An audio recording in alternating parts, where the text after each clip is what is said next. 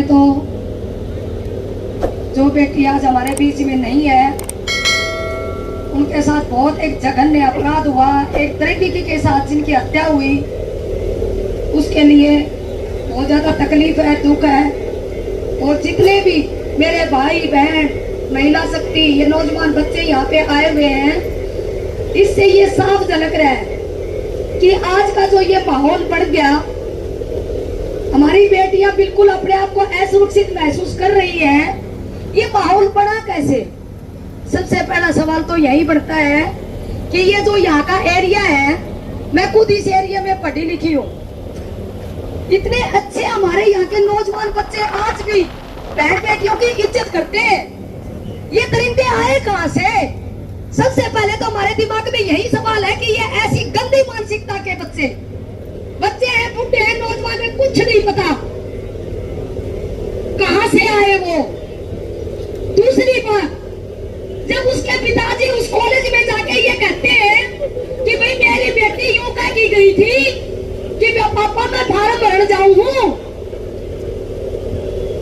वो कोई सा क्या नहीं ले रहे कि प्रिंसिपल आएगा, उसके बाद हम सीसीटीवी चेक करवाएंगे। तीसरी चीज, 112 नंबर जो डायल गाड़ी ये पूरा दिन तेल फूकते हंडी जा, किस लिए लगा रखी है? या सुरक्षा के लिए लगा रखी होगी। यो जो इन गाड़ियों में तेल चला है वो जनता का पैसा है। वह क्या बोले? बोला बाजगी होगी, मैरिज सर्टिफिकेट आ जाएगा तेरा हाथ में। शर्म आनी चाहिए ऐसी मानसिकता के लोगों को। वो कानून के तो क्या रखवाली, कानून के रखवाले तो क्या है, वो घर में रहने के लायक भी नहीं। ऐसे लोग जिन्होंने ये लैंग्वेज यूज की उस पिता के सामने जिनकी बेटी गायब हो रखी थी, अगर उसी टाइम वो तरीके से काम करते तो हो सकता है हमारी बेटी बच जाती। वही दाएं बाएं वो बेटी होगी, क्योंकि 6:26 पे उसके फोन से फोन आता है पिताजी के पास और वो तुरंत वहां पहुंच जाते हैं। लेकिन उस पिता को ये कह के वहां से भेज दिया कि लुहारू जाके FIR दर्ज करवाओ। वो चला गया बेचारा उनके विश्वास पे, और 12 तारीख को भी कोई इंक्वायरी नहीं, और 13 तारीख को जब उसकी डेड बॉडी देखी गई, देखने लायक नहीं है। अमा जिंदा फिरता लाश है, जिंदा फिरता लाश। चाकू करते हमारे इस एरिया में हुआ है, ऐसा काम इन लोगों ने कर दिया।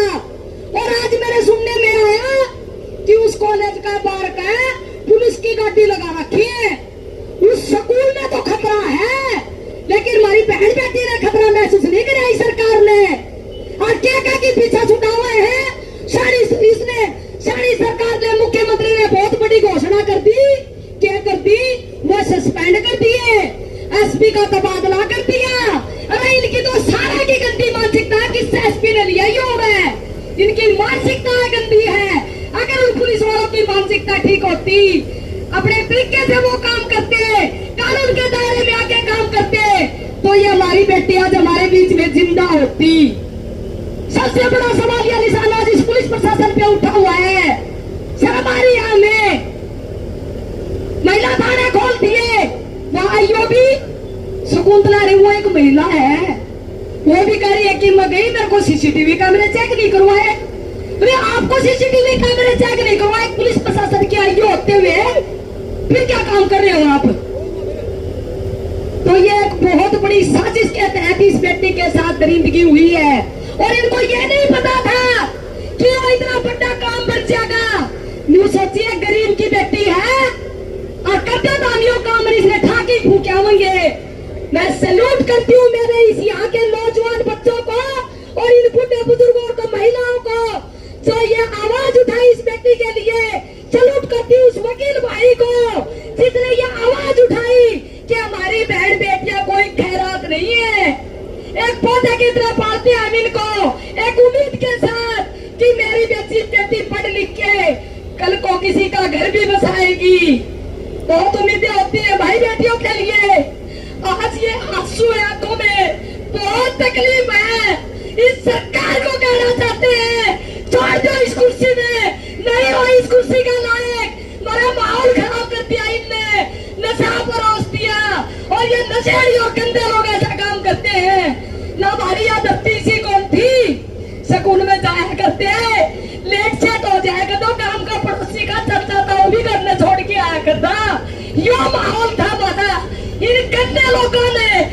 गंदे सत्ताधारियों ने 2014 में आके हम बांट दिए, जात के नाम पे, धर्म के नाम पे नौजवान बच्चे का रोजगार छीन लिया, नशा धकेल दिए, तो ये माहौल आज बढ़ गया। आज भी ये बचाना चाहे हैं, लेकिन सरकार को पता देना चाहते हैं, बचने नहीं देंगे भाई। काट की लगाएंगे, कानून सजा देगा तो ठीक है, ना या जनता उसने सजा देगी। हमने कहा मारा वाला करते उड़ने, हम सजा दे देंगे। मारा वाला तो करो, चेहरा शामिल तो ले आओ, लेकिन वो बचा रहे उस स्कूल को, उस बिल्डिंग को बचा रहे हैं, वो शिक्षा संस्थान जिसमें बड़े बेचते हैं बच्चों को, ऐसी शिक्षा संस्थानों में ऐसे को कट्टे उड़े लगे और उस स्कूल का नाम लेने को कोई तैयार नहीं है। मैं कह रही हूँ, खुला चैलेंज करती हूँ, उस स्कूल के अंदर वो बच्ची से बिल्कुल सुरक्षित गई थी कॉलेज के अंदर, वहीं से उस बच्ची के साथ कुछ ना कुछ गलत हुआ है। मैं कह रही हूँ स्टेज के माध्यम से, वहीं से उस बच्ची के साथ गलत हुआ है। तो इसलिए बहुत दर्द है, तकलीफ है भाई, लेकिन संघर्ष करेंगे। और आपने ये बेड़ा उठाया है, बहुत अच्छा बेड़ा उठाया। आने वाली जो बच्चियां हैं वो सुरक्षित रह पाएंगी। अभी लाइव चल रहा था, छोटी छोटी बच्चियां थी यहाँ पे, मैंने कहा चलो बेटा लाइव चल रहा है, आप बोलो। वो बच्चियां पीछे जा रही है मुंह ढक ढक के, इतना डर का माहौल पैदा कर दिया, इतना डरावना बना दिया हमारी बेटियों को। और ये सरकार यही चाहती है कि बेटियां पढ़ लिख के आगे ना बढ़े, ये सवाल ना करे, इनकी मनोवादी सोच है। ये कह रहे कि महिला चूल्हा चौकी करने के लिए होती है, इनकी बहुत गंदी सोच है भाई। ये समझ जाओगे तो भी ठीक है, उधर समझ गए वो व्यक्ति तो हम वापिस नहीं ले पाएंगे, लेकिन आने वाली जो बेटियां हैं उनको हम बचा पाएंगे। आपने बहुत अच्छा बेड़ा उठाया और मैं अपनी वाणी को इसी के साथ विराम देती हूँ। बहुत तकलीफ है, दर्द है, इस दर्द को हम आगे तक लेके जाएंगे। और वो माँ, मैंने उस माँ को मीडिया के सामने बोलते हुए सुना, मीडिया वाले ने ये कहा उस माँ को कि आपका किसी के साथ दुश्मनाई तो नहीं थी। वो कह रही है मैं जानती नहीं दुश्मनाई क्या होती है, खेत से घर, घर से के। इतनी अच्छी माँ और उस बेटी के साथ ये हुआ, बहुत ही एक गलत घटना ये हुई है। तो आप सब अड़े रहे, डटे रहे। मैं CITU की अध्यक्ष, एक मजदूरों का संगठन चलाती हूँ, अध्यक्ष होने के नाते मैं आपको आश्वासन देती हूँ कि जब तक ये आपका ये धरना चलेगा, बेटी को इंसाफ नहीं मिलेगा, दोषियों को गिरफ्तार नहीं किया जाएगा, ये सस्पेंड परमानेंट हम नहीं मानते। दोषियों को लेके आओ सामने, तब तक हम आपके साथ खड़े रहेंगे। आपने मेरी बात सुनी, इसके लिए बहुत बहुत धन्यवाद।